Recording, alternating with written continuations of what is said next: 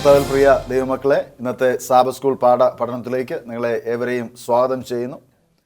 നാം ഈ ക്വാർട്ടറിൽ പഠിച്ചുകൊണ്ടിരിക്കുന്നത് സങ്കീർത്തനങ്ങളെ ആധാരമാക്കിയുള്ളതായ പാഠഭാഗമാണ്. നമുക്കിന്ന് പഠിക്കാനുള്ളത് 9-ാമത്തെ പാഠമാണ്. കർത്താവിൻ്റെ നാമത്തിൽ വരുന്നവൻ അനുഗ്രഹിക്കപ്പെട്ടവൻ എന്ന ഈ പാഠം നാം ഒരുമിച്ച് ചർച്ച ചെയ്യുവാൻ തക്കോണം പോവുകയാണ്. ഇവിടെ സ്റ്റുഡിയോയിൽ ചർച്ചയ്ക്കായി 2 ദൈവദാസന്മാർ നമ്മോടൊപ്പം ഉണ്ട്. നമുക്ക് അവരെ സ്വാഗതം ചെയ്യാം. ഒപ്പം നിങ്ങളെ ഏവരെയും ഇന്നത്തെ പഠനത്തിലേക്ക് സ്വാഗതം ചെയ്യുകയാണ്. പാസ്റ്റർ ബിനോയ് ജേക്കബ് ഇന്ന് ഞങ്ങളോടൊപ്പം ഉള്ളതിൽ അതിയായ സന്തോഷമുണ്ട്. പാസ്റ്ററെ ഇന്നത്തെ ഈ പഠനത്തിലേക്ക് സ്വാഗതം ചെയ്യുകയാണ്. നന്ദി. ജോയ് സാർ ഇന്ന് ഞങ്ങളോടൊപ്പം ഉള്ളതിൽ അതിയായ സന്തോഷമുണ്ട്. ഈ 9-ാമത്തെ പാഠം ചർച്ച ചെയ്യുന്നതിൽ സാറിനെയും സ്വാഗതം ചെയ്യുന്നു.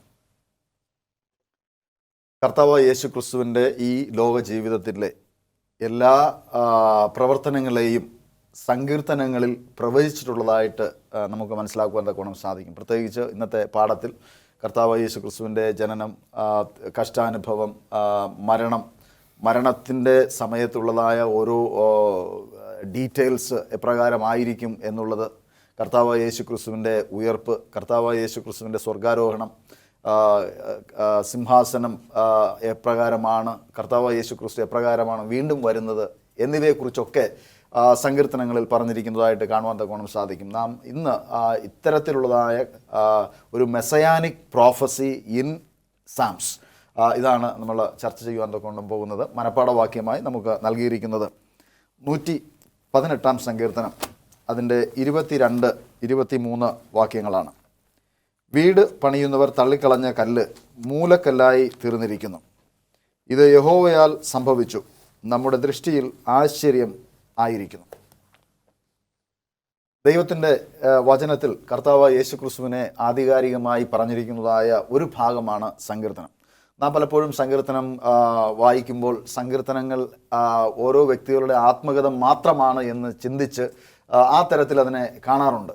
പലപ്പോഴും നാം ചില സ്ഥലങ്ങളിലൊക്കെ സങ്കീർത്തനം കോട്ട് ചെയ്യുമ്പോൾ നമുക്ക് ആവശ്യമായുള്ളതായ വാക്യങ്ങൾ മാത്രം എടുത്ത് കോട്ട് ചെയ്യുകയും അതിൻ്റെ അർത്ഥം പൂർണ്ണമായി മാറ്റിക്കളയുന്നതായിട്ടൊക്കെ കാണുവാൻ തക്കോണം സാധിക്കും. പക്ഷേ സങ്കീർത്തനങ്ങൾ മറ്റു ഏത് വേദപുസ്തക ഭാഗങ്ങളും ദൈവത്താൽ ആത്മപ്രചോദിതമായോ അതുപോലെ തന്നെ ആത്മപ്രചോദിതമായി എഴുതപ്പെട്ടതായ ഭാഗങ്ങളാണ് സങ്കീർത്തനങ്ങൾ. ദൈവത്തിൻ്റെ ഭക്തന്മാർ പല ജീവിതാനുഭവങ്ങളിൽ ഇരിക്കുമ്പോൾ ദൈവത്തിൻ്റെ ആത്മാവ് അവരിൽ പ്രവർത്തിച്ച് എഴുതുകയാണ്. കാരണം അല്ലെങ്കിൽ കർത്താവ് യേശു ക്രിസ്തുവിനെ കുറിച്ചുള്ളതായ പ്രവചനങ്ങളൊന്നും സങ്കീർത്തനത്തിലൂടെ നമുക്ക് മനസ്സിലാക്കുവാൻ കഴിയുമായിരുന്നില്ല. പാസ്റ്റർ ബിനോയ്, സങ്കീർത്തനത്തിൽ ദൈവത്തെ ഇടയനായും നമ്മെ എല്ലാവരെയും ആടുകളായും ചിത്രീകരിച്ചിരിക്കുന്നു. അത് എങ്ങനെയാണ് നമുക്ക് അത് പൊരുത്തപ്പെട്ട് പോകുവാൻ കഴിയുന്നത്? യഥാർത്ഥത്തിൽ കർത്താവിനെയാണ് ഇടയനായിട്ട് പറയുന്നത്. ദൈവത്തിൻ്റെ ജനങ്ങളെ ആടുകളോടും ഉപമിക്കുകയാണ്. യഥാർത്ഥത്തിൽ ഈ ആടുകൾ ഇടയനെ ആശ്രയിക്കുന്നു. ഇടയനും ആടുകളും തമ്മിലുള്ള ബന്ധം വളരെ വ്യക്തിപരമായ ഒരു ബന്ധമാണ്. ഇടയൻ ആടുകൾക്കൊപ്പം ജീവിക്കുകയും ഓരോ ആടിനെയും വ്യക്തിപരമായി അറിയുകയും ചെയ്യുന്നു എന്നുള്ളതാണ്. ഇവിടുത്തെ ഒരു ഇടയ സങ്കല്പത്തിൻ്റെ ഏറ്റവും പ്രധാനപ്പെട്ട കാരണം, ഇടയൻ ആടുകളുടെ ഉടമസ്ഥനാണ് ഇടയൻ. അതുകൊണ്ടാണ് ഇത്ര വലിയ ബന്ധമുണ്ടാകുന്നത്. അങ്ങനെ ഒരു ബന്ധമുണ്ടാകാൻ കാരണം ദൈവത്തെ സംബന്ധിച്ച് ചിന്തിക്കുമ്പോൾ ദൈവം നമ്മളെ സൃഷ്ടിച്ചവനായതുകൊണ്ടും നമ്മൾ അവൻ്റെ സൃഷ്ടികളായതുകൊണ്ടും ഇത്തരമൊരു നല്ല ബന്ധം, ആടുകളെ വ്യക്തിപരമായി അറിയുന്ന ബന്ധമുണ്ട്. ആട്ടിൻ കുഞ്ഞാടിനെ പോലെ യോസഫിനെ നടത്തിയവൻ എന്ന് പറയുന്നുണ്ട്. അതേപോലെ പല രാജാക്കന്മാരും ഇടയന്മാരായിട്ട് മാറേണ്ടവരാണ്. പക്ഷേ ഇസ്രായേലിൻ്റെ ചരിത്രത്തിലൊക്കെ നോക്കുമ്പോൾ ഈ രാജാക്കന്മാരൊന്നും അവരുടെ ഇടയ ജോലി, സ്നേഹം, കരുതൽ, വഴി നടത്തൽ എന്ന് പറയുന്ന ദൗത്യം ചെയ്തിട്ടില്ല. അതുകൊണ്ട് ശരിയായി ചെയ്തിട്ടില്ല. അതുകൊണ്ടാണ് യേശുക്രിസ്തുവിനെ നല്ല ഇടയൻ എന്ന് ചിത്രീകരിക്കാൻ കാരണം.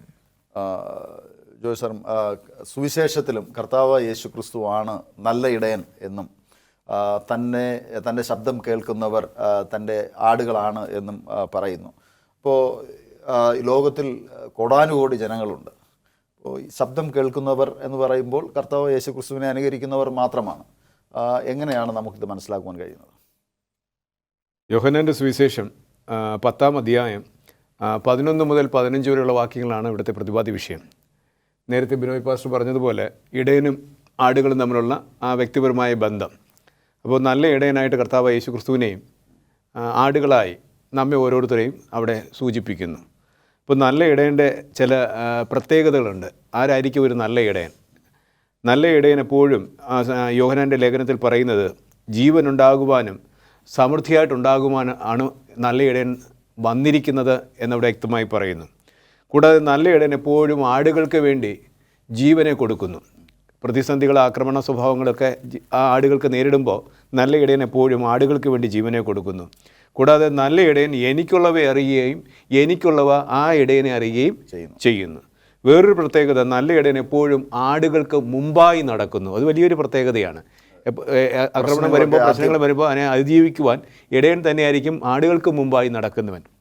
വീണ്ടും നല്ല ഇടയൻ ആടുകളുടെ ശബ്ദം തിരിച്ചറിയുന്നു. ഇതൊക്കെ ഒരു നല്ല ഇടയൻ്റെ പ്രത്യേകതകളാണ്. അപ്പോൾ ഇവിടെ കർത്താവ് യേശു ക്രിസ്തു നമ്മെ സംരക്ഷിക്കുന്ന വിധങ്ങളെക്കുറിച്ച് നാം അകന്നു പോയാലും നാം പ്രതിസന്ധികളിൽ അകപ്പെട്ടാലും നമ്മെ സംരക്ഷിക്കുന്ന ഓരോ രൂപങ്ങളായിട്ടാണ് ഇവിടെ ചിത്രീകരിക്കുന്നത്. പാസ്റ്റർ ബിനോയ്, കർത്താവ് യേശു ക്രിസ്തു നല്ല ഇടയനായി മാത്രമല്ല സങ്കീർത്തനങ്ങളിൽ കർത്താവ് യേശു ക്രിസ്തുവിനെ മശിഹായായിട്ട് ചിത്രീകരിക്കുന്നു. അപ്പോൾ ഒരു മെസ്സയാനിക് പ്രോഫസി സങ്കീർത്തനത്തിൽ പല ഭാഗത്തും കാണുവാൻ തക്കോണം സാധിക്കും. അത് കർത്താവിനെ കുറിച്ചാണ് പറഞ്ഞിരിക്കുന്നത് എന്ന് നാം മനസ്സിലാക്കേണ്ടുന്നത് എത്രമാത്രം പ്രാധാന്യമുള്ളതാണ്? വളരെ പ്രധാനപ്പെട്ട ഒരു കാര്യമാണ്. പൂർണ്ണമായും ഉപേക്ഷിക്കപ്പെട്ട മിശിഹയുടെ വേദനകളാണ് പല സങ്കീർത്തനങ്ങളും കാണുന്നത്. പ്രത്യേകിച്ച് 22-ാം സങ്കീർത്തനം നമ്മൾ നോക്കുകയാണെങ്കിൽ അതൊരു നേരിട്ടുള്ള മിശിഹ പ്രവചനമാണ്. ശരിക്കും യേശുക്രിസ്തുവിനിൽ സംഭവിച്ച കാര്യങ്ങൾ അതേപോലെ നമുക്കവിടെ കാണാൻ പറ്റും. എന്നാൽ ഇതിനെ മറ്റു ഏതെങ്കിലും തരത്തിലുള്ള ദേവന്മാരുമായിട്ട് നമ്മൾ വ്യക്തികളുമായി താരതമ്യം ചെയ്താൽ അത് ഫിറ്റാവില്ല. എന്നാൽ യേശുക്രിസ്തുവിൻ്റെ മരണസമയത്ത് നടന്ന എക്സാക്റ്റ് സംഭവങ്ങൾ അതേപോലെ 22-ാം സങ്കീർത്തനത്തിൽ യേശുക്രിസ്തു മരിക്കുന്നതിന് എത്രയോ വർഷങ്ങൾക്ക് മുമ്പാണ് ഇത് എഴുതുന്നത്. യേശുവിൻ്റെ മരണമൊഴികൾ പോലും അവിടെയുണ്ട്. എൻ്റെ ദൈവമേ നീ എന്നെ കൈവിട്ടത് എന്ത് എന്നുള്ള കാരണം. ക്രിസ്തു ലോകത്തിൻ്റെ പാപം വഹിക്കുമ്പോൾ പിതാവും പുത്രനും തമ്മിലുള്ള ആത്മബന്ധത്തെയാണ് അവിടെ കാണിക്കുന്നത്. അതായത് അവർ തമ്മിലുള്ള ബന്ധം, അതിലൊരാൾ ക്രിസ്തു മിശിഹ ഈ കഷ്ടതയിലൂടെ അനുഭവിക്കുമ്പോഴും അവർ തമ്മിലുള്ള ബന്ധത്തിൻ്റെ അടുപ്പം മനസ്സിലാക്കാൻ ഇടവേളയുടെ സമയമാണ്. പ്രിയ പ്രേക്ഷകരെ, ഒരു ഇടവേളയ്ക്ക് ശേഷം ഞങ്ങൾ മടങ്ങി വരും. ഞങ്ങളോടൊപ്പമായിരിക്കും. കർത്താവിൽ പ്രിയ ദൈവമക്കളെ, വീണ്ടും ഈ സാബത്ത് സ്കൂൾ ചർച്ചയിലേക്ക് നിങ്ങളേവരെയും സ്വാഗതം ചെയ്യുന്നു. ജോയ് സാറെ, നമ്മുടെ ബിനോയ് സാറ് കർത്താവായ യേശു ക്രിസ്തുവിൻ്റെ മശിഹ പ്രവചനങ്ങളെക്കുറിച്ച് സങ്കീർത്തനത്തിലുള്ളത് പറഞ്ഞുകൊണ്ട് ഇരിക്കുകയായിരുന്നു. ഓരോ ഡീറ്റെയിലും അവിടെ കർത്താവായ യേശു ക്രിസ്തുവിനെ കുറിച്ച് പറഞ്ഞിരിക്കുന്നത് 22-ാം സങ്കീർത്തനത്തിൽ നിന്ന് ഉദ്ധരിക്കുകയുണ്ടായി. മശിഹയുടെ അനുഭവത്തെക്കുറിച്ച് സങ്കീർത്തനങ്ങളിൽ എന്താണ് പറഞ്ഞിരിക്കുന്നത്? പാസ്റ്റർ ബിനോയ് സാർ പറഞ്ഞതിൻ്റെ തുടർച്ചയായിട്ട് 22-ാം സങ്കീർത്തനത്തിൽ കർത്താവിൻ്റെ ക്രൂശ് മരണത്തിൻ്റെ മൊഴികൾ അവിടെ രേഖപ്പെടുത്തിയിരിക്കുന്നു. നീ എന്നെ കൈവിട്ടതെന്ത്? അത് കർത്താവ് തന്നെ പറയുന്നു, ലമ ലമ ശബത്താനി, ഏലി ഏലി ലമ ലമ ശബത്താനി, നീ എന്നെ കൈവിട്ടത് എന്ത്? കൂടാതെ 88-ാം സങ്കീർത്തനവും 102-ാം സങ്കീർത്തനമൊക്കെ പഠിക്കുമ്പോഴും മശിഹായുടെ ക്രൂശിലെ കഷ്ട അനുഭവങ്ങളെക്കുറിച്ച് വ്യക്തമായിട്ട് 88-ാം സങ്കീർത്തനത്തിലും 102-ാം സങ്കീർത്തനത്തിലും അവിടെ പ്രതിപാദിക്കുന്നു. വീണ്ടും 118-ാം സങ്കീർത്തനം, അതിൻ്റെ 22-ാം വാക്യം നമ്മൾ മനപ്പാഠവാക്യം പഠിച്ചതുപോലെ 118-22, വീട് പണിയുന്നവർ തള്ളിക്കളഞ്ഞ കല്ല് എന്തായി മാറിയിരിക്കും? മൂലക്കല്ലായി തീർന്നിരിക്കുന്നു. ഇതും മശിഹായുടെ പ്രവചനത്തിൻ്റെ ഒരു നിവൃത്തിയാണ്. അപ്പോൾ ഇതെല്ലാം സൂചിപ്പിക്കുന്നത് കർത്താവിൻ്റെ ക്രൂശുമരണത്തെക്കുറിച്ചും ഈ ലോകത്തിലെ ജീവിത അനുഭവങ്ങളെക്കുറിച്ചൊക്കെ അവിടെ പറയുന്നുണ്ട്. കൂടാതെ 88-ാം സങ്കീർത്തനം 14-ാം വാക്യത്തിൽ പറയുന്നു, നീ എൻ്റെ പ്രാണനെ തള്ളിക്കളയുന്നത് എന്തിന്? നിൻ്റെ മുഖത്തെ എനിക്ക് മറയ്ക്കുമാറാക്കുന്നത് എന്തിന് എന്നൊരു ചോദ്യം കർത്താവ് ചോദിക്കുന്നുണ്ട്. ഇതെല്ലാം പ്രവചന നിവർത്തീകരണത്തിൻ്റെ ഭാഗമായിട്ട് ക്രിസ്തുവിൻ്റെ ഈ ലോകത്തിലെ ജീവിതവും ക്രൂശിലെ കഷ്ടപ്പാടുകളെക്കുറിച്ചുള്ള അനുഭവങ്ങളാണ് ഇവിടെ പങ്കുവയ്ക്കുന്നത്. ദൈവരാജ്യത്തിൽ ഒരു നിർമ്മിതി നടന്നുകൊണ്ടിരിക്കുകയാണ്. ആ നിർമ്മിതിയുടെ മൂലക്കല്ല് എന്ന് പറയുന്നത് ക്രിസ്തുവാണ്. ആ ക്രിസ്തുവിനെ കൂടാതെ പണിയാൻ ശ്രമിച്ചതിൻ്റെ ഒരു ചരിത്രം കൂടെയാണ് സങ്കീർത്തനത്തിലൂടെ നമുക്ക് കാണുവാൻ സാധിച്ചത്. ബിനോയ് സർ, ദൈവത്തിൻ്റെ വചനത്തിൽ അനേക ഉടമ്പടികളെക്കുറിച്ച് പറയുന്നു. ഒന്ന് ദാവീദിൻ്റെ ഉടമ്പടി, അഥവാ ഡേവിഡ്സ് കവനൻറ്റ് എന്ന് പറയുന്നതായ ഒരു സംഗതി വേദപുസ്തകത്തിൻ്റെ പല ഭാഗത്തായിട്ടുണ്ട്. അതിൻ്റെ പ്രസക്തി എന്താണ്? ഞാൻ അവനെ ആദിജാതനും ഭൂരാജാക്കന്മാരിൽ ശ്രേഷ്ഠനുമായിട്ട് ആക്കിയിരിക്കുന്നു എന്ന് പറയുന്നു. കർത്താവായ യേശു ക്രിസ്തുവിനോട് ദയ കാണിക്കും എന്ന് പറയാൻ. അപ്പോൾ ഈ ഒരു ഉടമ്പടിയിൽ കർത്താവായ യേശു ക്രിസ്തുവിനെ എല്ലാത്തിൻ്റെയും ഉടയവനാക്കി മാറ്റുന്നു. ഭൂമിയിലെ രക്ഷയുടെ അല്ലെങ്കിൽ എല്ലാ രക്ഷാപദ്ധതിയുടെ നടത്തിപ്പുകാരനായിട്ട് യേശുക്രിസ്തുവിനെ കാണിക്കുന്നതാണ് ദാവീദിൻ്റെ ഈ ഉടമ്പടിയിലൂടെ പറയുന്ന കാര്യം. ജോയ് സർ, ദൈവത്തിൻ്റെ വചനത്തിൽ കർത്താവായ യേശു ക്രിസ്തുവിനെയും പിതാവായ ദൈവത്തെയും ഇൻ്റർചേഞ്ചബിളി എഴുത്തുകാർ ഉപയോഗിച്ചിരിക്കുന്നതായിട്ട് കാണുവാൻ തക്കോണം സാധിക്കും. എന്നാൽ സങ്കീർത്തനത്തിൽ കർത്താവായ യേശു ക്രിസ്തുവിനെ ദൈവമായി ചിത്രീകരിക്കുന്നതായ അനേക സ്ഥലങ്ങളുണ്ട്. എന്തുകൊണ്ടാണ് അതങ്ങനെ മനഃപൂർവ്വമായി യേശു ക്രിസ്തുവിനെ ദൈവമായി ചിത്രീകരിച്ചിരിക്കുന്നത്?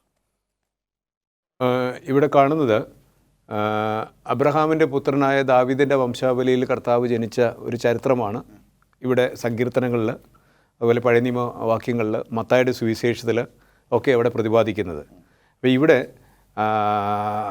ഈ പുതിയ നിയമം വായിക്കുമ്പോഴും സങ്കീർത്തനങ്ങളുടെ പല ഭാഗത്തും ദൈവത്തിൻ്റെ ഒരു പ്രതിമയായിട്ട് കർത്താവ് യേശുവിനെ സൂചിപ്പിക്കുന്നു. പ്രത്യേകിച്ചും കൊലോസ്യ ലേഖനം പഠിക്കുമ്പോൾ കൊലോസ്യർ 1:15 പറയുന്നത്, അവൻ അദൃശ്യനായ ദൈവത്തിൻ്റെ പ്രതിമയും സർവ്വസൃഷ്ടിക്കും ആദിജാതനും ആകുന്നു എന്ന് പറയും. അപ്പോൾ ദൈവത്തിൻ്റെ ഒരു പ്രതിമയായിട്ട് അല്ലെങ്കിൽ ദൈവമായിട്ട് തന്നെ അവിടെ കർത്താവ് യേശു ക്രിസ്തുവിനെ സൂചിപ്പിക്കുന്നു.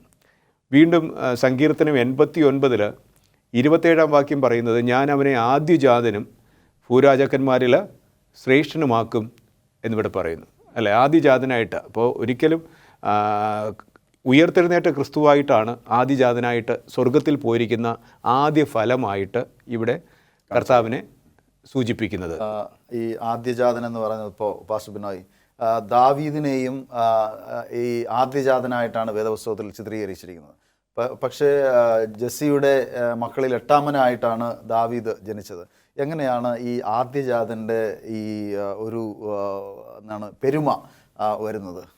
യഥാർത്ഥത്തിൽ ആദ്യജാതൻ എന്ന് പറയുമ്പോൾ ബയോളജിക്കലി എത്രാമത് ജനിച്ചു അല്ലെങ്കിൽ 1ാമത് ജനിച്ചു എന്നുള്ളതല്ല.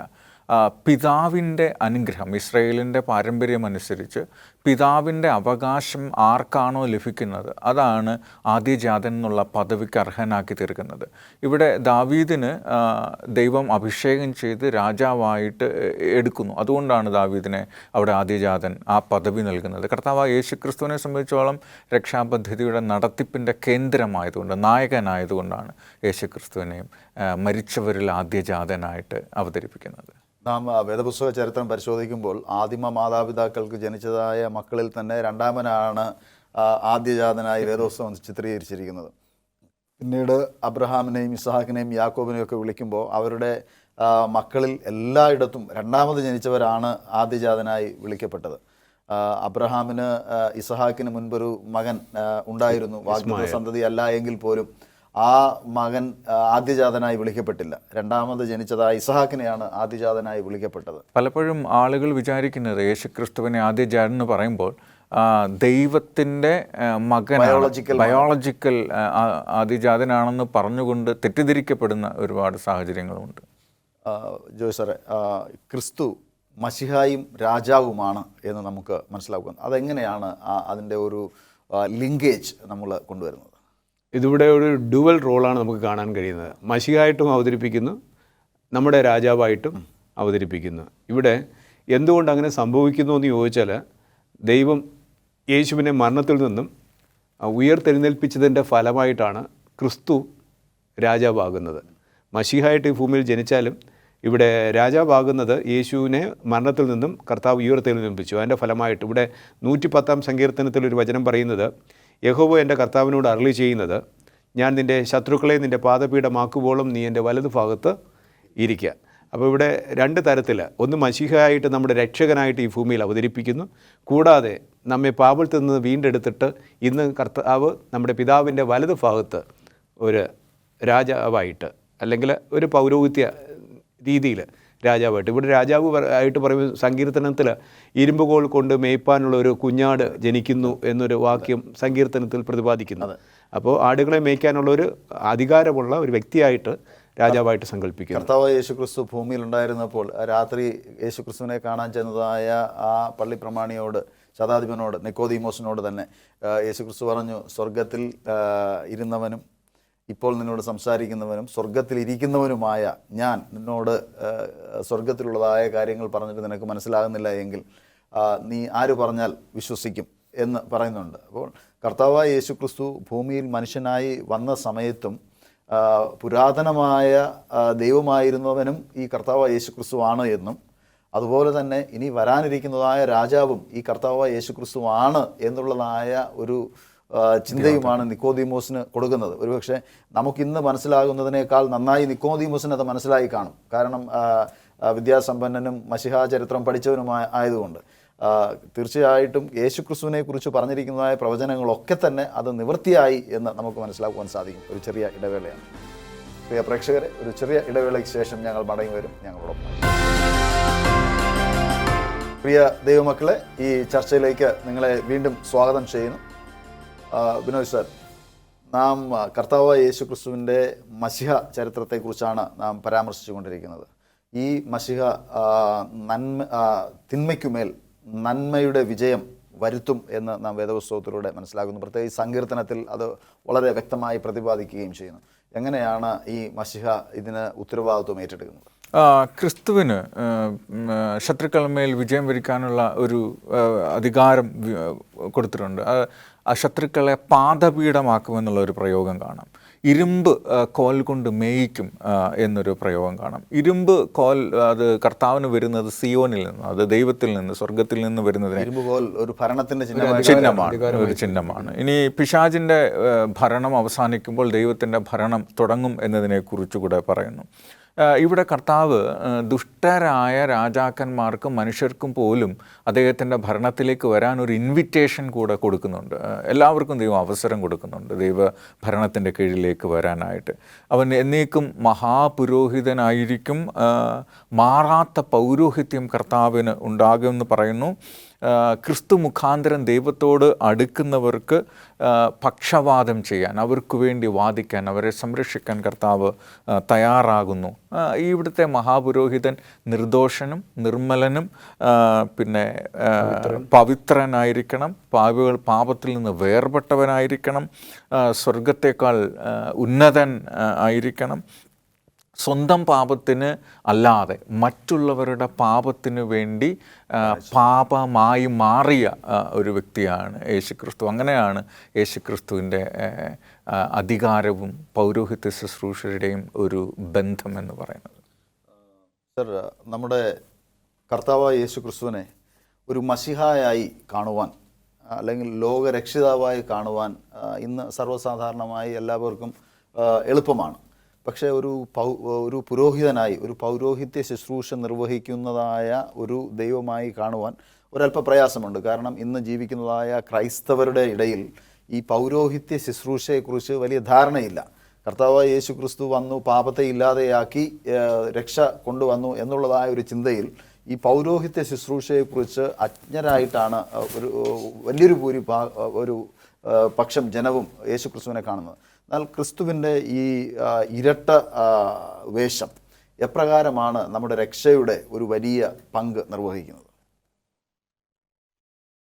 സങ്കീർത്തനം 110 4 മുതൽ 7 വരെയുള്ള വേദവാക്യങ്ങളിൽ സങ്കീർത്തനത്തിൽ പറയുന്നത്, നീ മൽക്കീസേദെക്കിൻ്റെ വിധത്തിൽ എന്നേക്കും ഒരു പുരോഹിതനെന്നും യഹോവ സത്യം ചെയ്തു, അനുദപിക്കുകയില്ല. നിൻ്റെ വലതുഭാഗത്തിരിക്കുന്ന കർത്താവ് തൻ്റെ ക്രോധ ദിവസത്തിൽ രാജാക്കന്മാരെ തകർത്ത് കളയും, അവൻ ജാതികളുടെ ഇടയിൽ ന്യായം വിധിക്കും. ഇവിടെ മൽക്കീസേദെക്കിൻ്റെ ക്രമപ്രകാരം കർത്താവിനെ ഒരു പുരോഹിതനായിട്ട് നമ്മുടെ ബൈബിളിൽ വിശേഷിപ്പിക്കുന്നു. മൽക്കീസേദെക്കിനെ കുറിച്ച് നമുക്കറിയാം. പഴയ നിയമത്തിൽ പുറപ്പാട് പുസ്തകത്തിലാണ് അതിനെക്കുറിച്ച് പറയുന്നത്. പുറപ്പാട് 14-ാം അധ്യായം 18 മുതൽ 20 വരെയുള്ള വേദവാക്യങ്ങളിൽ ശാലേം രാജാവായിട്ടാണ് മൽക്കീസേദെക്കിനെ അവിടെ സംബോധന ചെയ്യുന്നത്. അദ്ദേഹം അപ്പവും വീഞ്ഞും കൊണ്ടുവന്നു. അവൻ അത്യുന്നതനായ ദൈവത്തിൻ്റെ പുരോഹിതനായിരുന്നു. അപ്പോൾ അബ്രഹാം മൽക്കീസേദെക്കിന് ദശാംശം നൽകി എന്ന് അവിടെ വ്യക്തമായി പറയുന്നു. അപ്പോൾ മൽക്കീസദേക്കിന് ഡബിൾ വേഷമാണ്. ഒന്ന് അവിടുത്തെ ശാലേം രാജാവും കൂടാതെ ആ ദേശത്തെ പുരോഹിതനുമായിരുന്നു. ഈ ശാലേം രാജാവ് എന്ന് പറയുന്നത് സമാധാനത്തിന്റെ രാജാവ് എന്നൊരർത്ഥവും. സമാധാനത്തിൻ്റെ പ്രഭു എന്നൊരർത്ഥമുണ്ട്. അപ്പോൾ ഇവിടെ 2 റോള് മൽക്കീസദേക്ക് വഹിച്ചതുപോലെ നമ്മുടെ കർത്താവായ യേശു ക്രിസ്തുവും 2 റോളാണ് വഹിക്കുന്നത്. ഒന്ന് നമ്മുടെ രാജാവും കൂടാതെ നമ്മുടെ പുരോഹിതനും. ഒരു കാര്യം പ്രത്യേകം ശ്രദ്ധിക്കേണ്ടത്, ലേവ്യ ഗോത്രത്തിൽ പിറക്കുന്നവരാണ് പൗരോഹിത്യ വേലയ്ക്കായിട്ട് ദൈവം വേർതിരിച്ചിരിക്കുന്നത്. ഒരിക്കലും യഹൂദ ഗോത്രത്തിൽ ദാവീദിൻ്റെ വംശാവലിയിൽ ജനിച്ച യേശു ക്രിസ്തു ഒരിക്കലും പുരോഹിതനാകേണ്ട വ്യക്തിയല്ല. അപ്പോൾ ഒരു എക്സെപ്ഷണൽ കേസാണ് ഇവിടെ കൊടുത്തിരിക്കുന്നത് ദൈവം, ഒരു എക്സെപ്ഷണൽ കേസ്. അത് ഒരു ആത്മീയ മർമ്മം ഉള്ളവർക്ക് മാത്രമേ മനസ്സിലാക്കാൻ കഴിയൂ. അപ്പോൾ ലേവ്യ ഗോത്രത്തിൽ നിന്ന് വേർതിരിക്കുന്നവനായ യഹൂദ ഗോത്രത്തിൽ ജനിച്ചതായ കർത്താവ് യേശു ക്രിസ്തുവിനെ ഒരു പുരോഹിതനായിട്ട് ഇവിടെ കാണുന്നു. കാരണം മൽക്കീസേദെക്കിൻ്റെ ക്രമപ്രകാരമാണ് യേശുവിനെയും അതേ ഓർഡറിൽ തന്നെയാണ് ഇവിടെ പുരോഹിതനായിട്ട് ഇവിടെ കാണുന്നത്. ബൈബിൾ വചനപ്രകാരം ഇസ്രായേൽ രാജാക്കന്മാരിലോ ഇസ്രായേൽ മക്കളിലോ യഹൂദ ഗോത്രത്തിൽ പറഞ്ഞ രാജാക്കന്മാരാരും പുരോഹിതന്മാരായിട്ടില്ല. ദാവീദ് പോലും പുരോഹിതനല്ല. ദാവീദ് പോലും പുരോഹിതന്മാരുടെ കയ്യിലാണ് അവരുടെ നേർച്ചകൾ അല്ലെങ്കിൽ കാണിക്കകൾ അവർ സമർപ്പിച്ചിരുന്നത്. പക്ഷേ ഇവിടെ യഹൂദ ഗോത്രത്തിൽ പിറന്നതായ കർത്താവ് യേശു ക്രിസ്തു ഒരു പുരോഹിതനായി നമുക്ക് വേണ്ടി മധ്യസ്ഥ വേല കർത്താവിൻ്റെ ദൈവത്തിൻ്റെ വലതുഭാഗത്ത് നിന്നുകൊണ്ട് നമുക്ക് വേണ്ടി പൗരോഹിത്യ ശുശ്രൂഷ ചെയ്യുന്നു. അതാണ് ബിനോയ് പാസ്റ്റർ നേരത്തെ പറഞ്ഞത്. ഒരു മഹാപുരോഹിതൻ്റെ നല്ല ക്വാളിറ്റീസ് പറഞ്ഞു അല്ലേ? നിർദോഷൻ, പവിത്രൻ, നിർമ്മലൻ, പാപത്തെ വേർപെട്ടവൻ, നമുക്ക് വേണ്ടി പക്ഷപാതം ചെയ്യുന്നവൻ. ഇവിടെ ഡബിൾ റോൾ കർത്താവ് ചെയ്യുകയാണ്. എബ്രായ ലേഖനത്തിൽ 7-ാം അധ്യായം 24-ാം വാക്യം ഇപ്രകാരം പൗലോസ് പറയാണ്, ഇവനോ എന്നേക്കും ഇരിക്കുന്നത് കൊണ്ട് മാറാത്ത പൗരോഹിത്യമാകുന്നു പ്രാപിച്ചിരിക്കുന്നത്.